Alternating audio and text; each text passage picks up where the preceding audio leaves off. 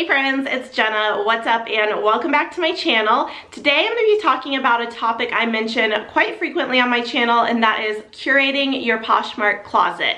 I mention this whenever I'm doing like hauls or what sold videos or just talking about the type of inventory I pick up. I mention how I've curated my closet and really honed in on my style and my brand over the past couple of years. I always get a lot of questions about this, if I think it helps my Poshmark business, and just curiosity about creating or curating your own closet slash brand.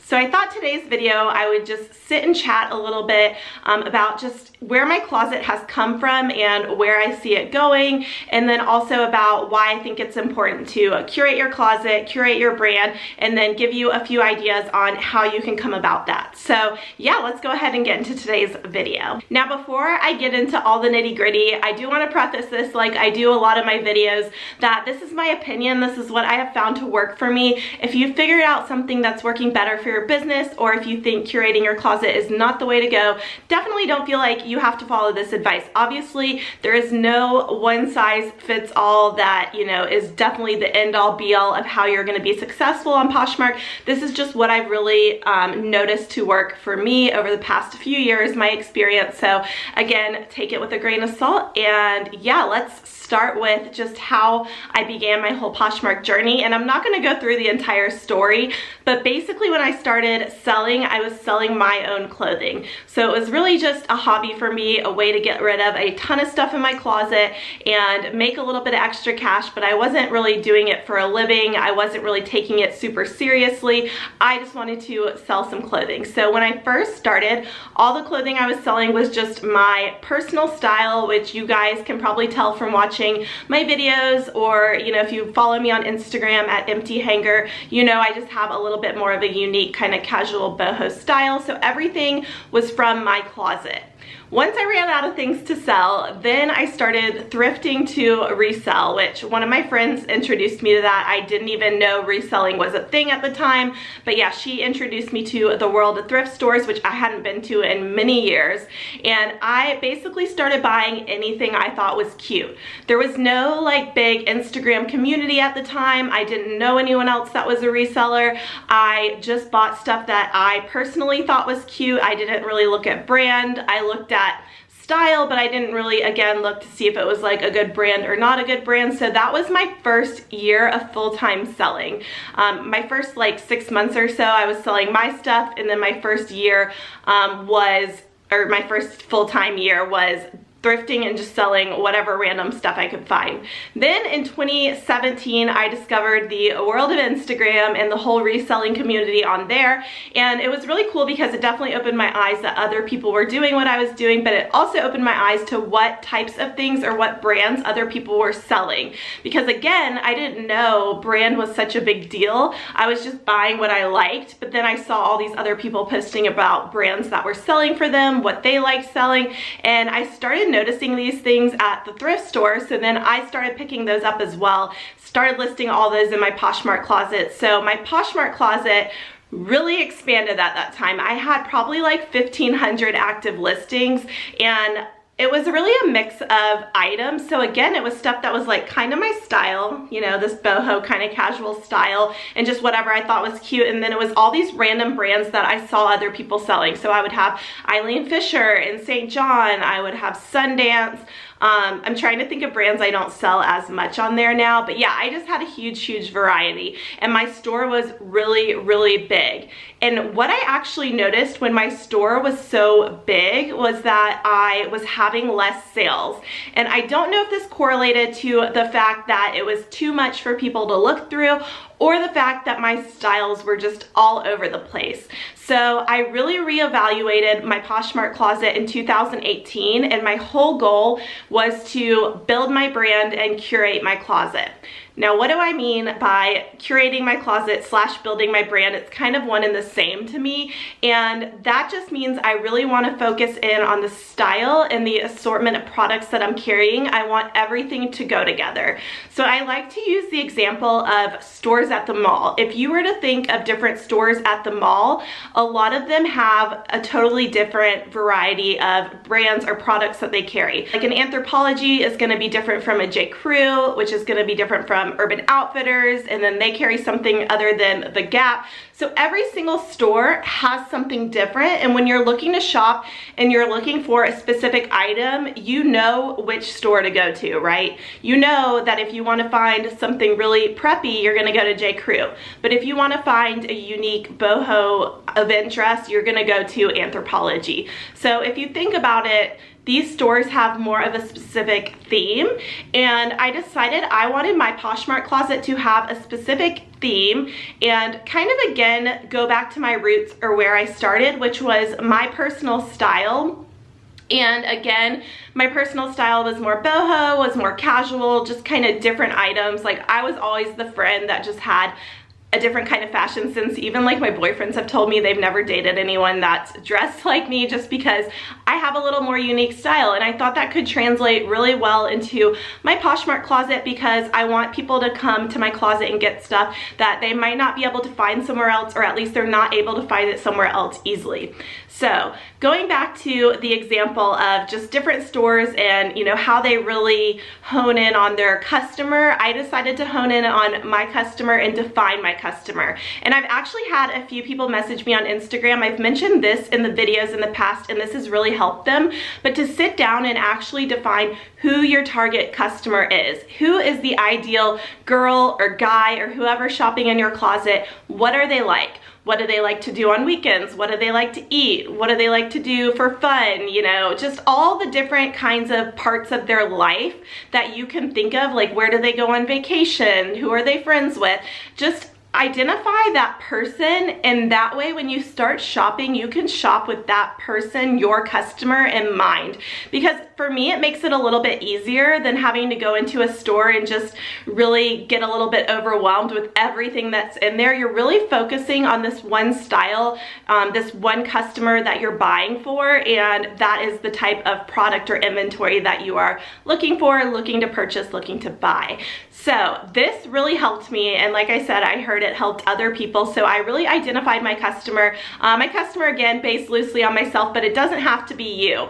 You know, my customer is very boho, carefree, goes to festivals, likes to have a more unique style that incorporates some vintage. Maybe she likes to vacation on the California coast.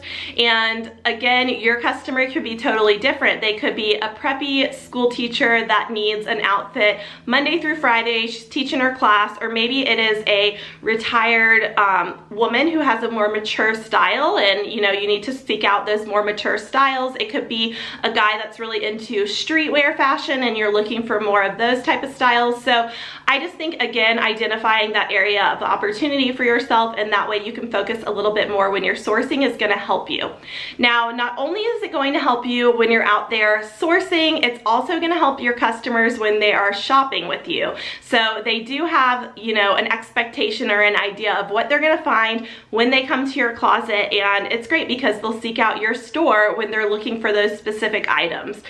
I know I'm gonna get questions like, oh my gosh, don't you feel like you're missing out on all these other areas? Like, you know, you're not carrying this preppy stuff that I sell all the time, or maybe you're missing out on that mature woman. Yes, I'm probably missing out on some sales, but I've realized that it was harder to have a store that really just had a little bit of everything, and I feel personally like I make more sales having just that focused niche closet. So again, in 2018, I really focused in on the offerings in my closet, and I feel like now in 2019, we're only about 1 month in, and I'm focusing down even more because I'm really looking at which categories are selling for me and identifying those areas versus which categories are slow movers for me. For example, skirts. I have a really hard time selling skirts. Even if it's a skirt that I feel like goes with my customer base, it's just not what they are looking to buy from me. So I've honestly really stopped sourcing skirts. I have available what I've had in my store for a while, but I'm not actively looking to buy more right now. Instead, I'd rather focus on categories that I'm selling more of. My most popular category is tops. I have people that come in and will bundle, you know, 4 or 5 tops together, and to me that is worth it to just carry a wider assortment of tops versus having maybe a one-off random skirt sale.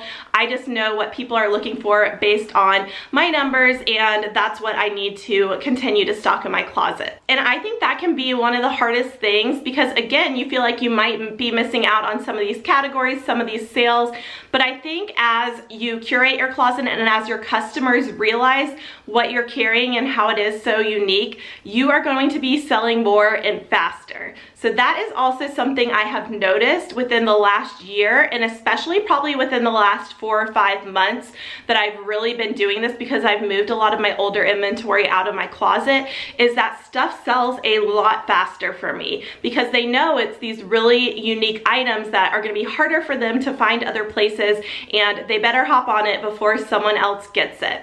Okay, something else that is a benefit that I think comes from having a curated closet is a returning clientele. Having a repeat customer base, I have noticed mine has grown exponentially since I really started focusing in on my closet and what I am carrying, because these customers know what they can expect when they come in your store, and if you're constantly adding new items in that go along with your brand or your niche, then they're gonna come back looking for new items and they're gonna continue to purchase from you.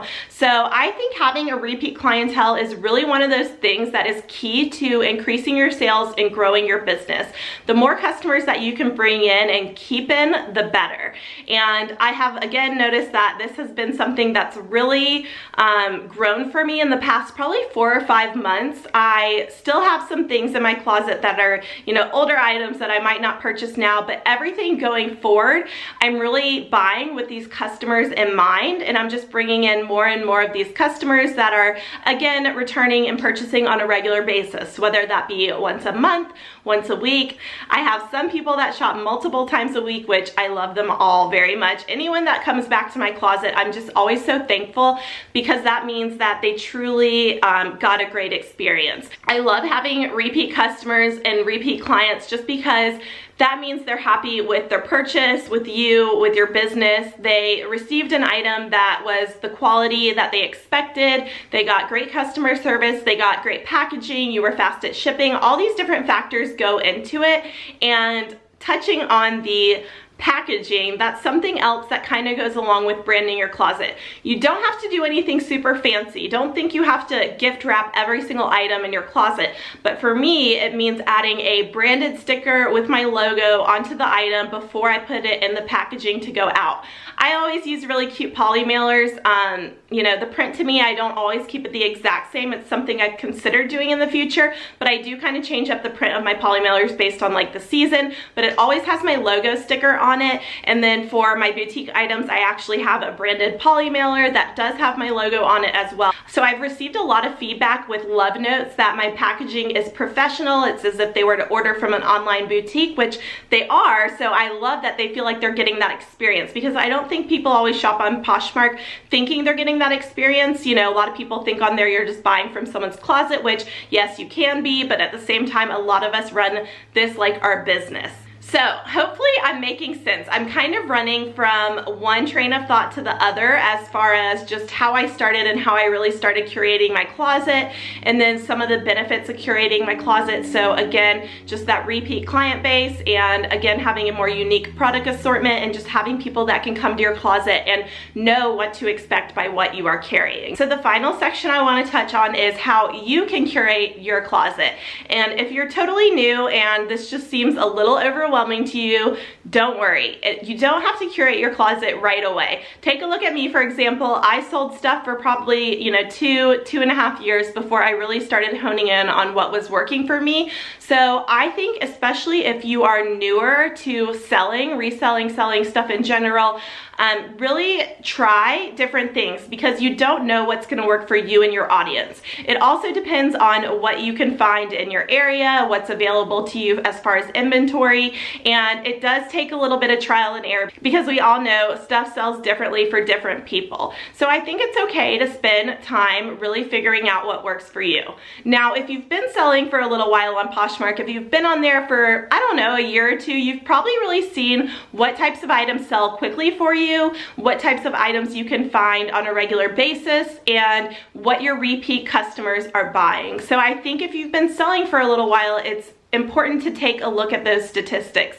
And if you're not sure where to see who your repeat customers are or what they're buying, you can pull up your seller's report under your selling tools on the Poshmark app. You can request it for a specific date range. They can email it to you and you can filter that by who has bought from you before. So I think that's something really important to take a look at, and you can start the process of narrowing down your closet, curating it if that's something that you want to do. And again, just identifying who your target customer is.